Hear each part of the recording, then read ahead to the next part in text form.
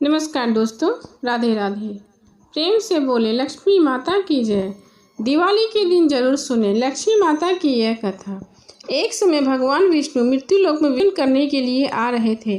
तब लक्ष्मी जी ने भी उनके साथ चलने का आग्रह किया। तब विष्णु जी ने कहा, यदि मैं जो कहूँगा और तुम ऐसा करोगी तो फिर मैं तुम्हें अपने साथ ले चलूँगा। तब लक्ष्मी जी ने उनकी बात मान गई और भगवान विष्णु के साथ भूमंडल पर आ गई। कुछ देर बाद एक जगह पहुंचकर भगवान विष्णु जी ने लक्ष्मी जी से कहा कि जब तक मैं न आऊँ तुम यहीं ठहरे रहना।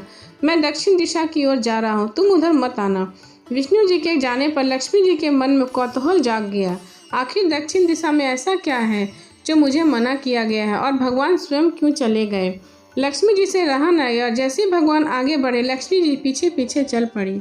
कुछ ही आगे जाने पर उन्हें सरसों का एक खेत दिखाई दिया जिसमें खूब फूल लगे थे। सरसों की शोभा देखकर वह मंत्र मुग्ध हो गई और फूल तोड़कर अपना श्रृंगार करने के बाद आगे बढ़ी।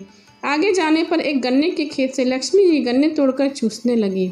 उसी क्षण विष्णु जी आ गए और यह देख ली लक्ष्मी जी को नाराज होकर उन्हें श्राप दिया कि मैंने तुम्हें इधर आने को मना किया था पर तुम न मानी और किसान की चोरी का अपराध कर बैठी। अब तुम इस अपराध के जुर्म में इस किसान की 12 वर्ष तक सेवा करोगी।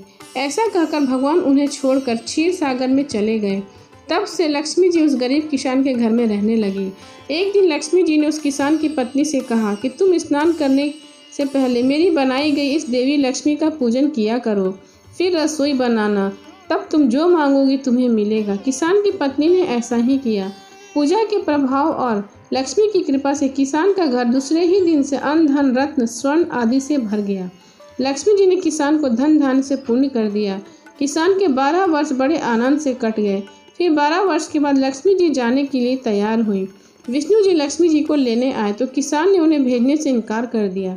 तब भगवान ने किसान से कहा कि इन्हें कौन जाने देता है, यह तो चंचल है, कहीं नहीं ठहरती, इनको बड़े बड़े नहीं रोक सके। इनको मेरा श्राप था, इसलिए 12 वर्ष तुम्हारी सेवा कर रही थी। तुम्हारी 12 वर्ष सेवा करने का समय पूरा हो चुका है। किसान हर्षपूर्वक बोला कि नहीं, अब मैं लक्ष्मी जी को नहीं जाने दूंगा। तब लक्ष्मी जी ने, हे किसान, तुम मुझे रोकना चाहते हो तो जो मैं कहूँ वैसा करो। कल 13 से तुम कल घर को लीप पोत कर अच्छे से सुंदर स्वस्थ करना। रात्रि में घी का दीपक जलाकर रखना। कलश में रुपए भरकर मेरे लिए रखना। मैं उस कलश में निवास करूंगी, किंतु पूजा के समय मैं तुम्हें दिखाई नहीं दूंगी। इस दिन पूजा से वर्ष भर मैं तुम्हारे घर में नहीं जाऊंगी। ऐसा कहकर वह दीपक के प्रकाश के साथ 10 दिशाओं में फैल गई। अगले दिन किसान ने लक्ष्मी जी के कथा अनुसार पूजन किया। उसका घर धन धान से पूर्ण हो गया। इसी वजह से हर वर्ष 13 के दिन लक्ष्मी जी की पूजा होने लगी और उसके बाद दिवाली का त्यौहार मनाने जाने लगा। प्रेम से बोले विष्णु भगवान की जय, माता लक्ष्मी की जय।